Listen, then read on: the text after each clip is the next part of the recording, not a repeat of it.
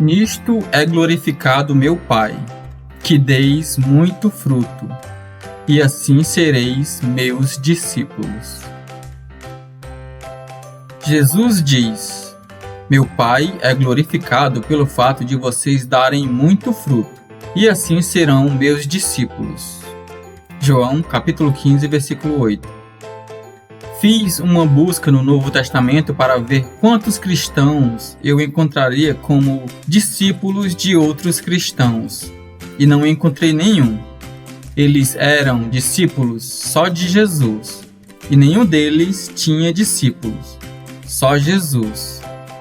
Na cristandade hoje há muitos que buscam discípulos para si, e outros que se deixam transformar em discípulos de homens. Mas em Atos capítulo 20, depois de avisar os cristãos de Éfeso que os lobos não poupariam o rebanho, Paulo os alertou de que alguns tentariam arrebanhar discípulos para si. Veja o que ele disse: sei que depois da minha partida, lobos ferozes penetrarão no meio de vocês e não pouparão o rebanho.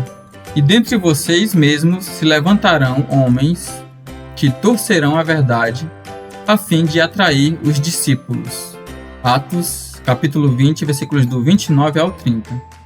O antídoto contra isso está no versículo 32 do mesmo capítulo 20 de Atos. Agora eu os entrego a Deus e à palavra da sua graça, que pode edificá-los e dar-lhes herança entre todos os que são santificados. Atos capítulo 20, versículo 32. Você só está seguro se sujeitar-se a Deus e à sua palavra, e não sair por aí correndo atrás de novidades. A segunda carta a Timóteo ensina que nos últimos dias os homens não suportarão a sã doutrina. Pelo contrário, sentindo coceira nos ouvidos, segundo os seus próprios desejos, juntarão mestres para si mesmos. 2 Timóteo, capítulo 4, versículo 3. Em sua primeira carta aos Coríntios, Paulo chama de carnalidade a tendência que temos de nos identificar segundo preferências humanas. Ele diz: cada um de vocês afirma: eu sou de Paulo, eu de Apolo, eu de Pedro e eu de Cristo. Acaso Cristo está dividido? Foi Paulo crucificado em favor de vocês? Foram vocês batizados em nome de Paulo?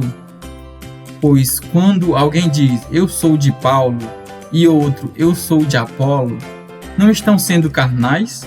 Afinal de contas, quem é Apolo?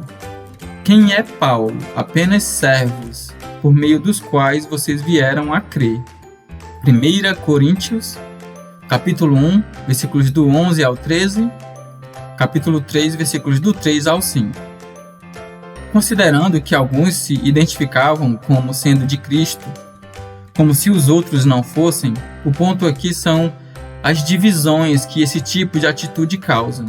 Seguirmos a homens ou nos identificarmos por nomes de homens ou denominações criadas por homens é uma atitude carnal. O Senhor jamais identificou os seus discípulos como membros da religião A, B ou C, mas simplesmente como irmãos. Mateus capítulo 23, versículo 8. Quando no capítulo 6 deste evangelho muitos deixam de seguir o Senhor, após ele dizer que a carne não produz nada que se aproveite, João capítulo 6, versículo 63, Jesus pergunta aos discípulos se queriam fazer o mesmo. Pedro responde: Senhor, para quem iremos?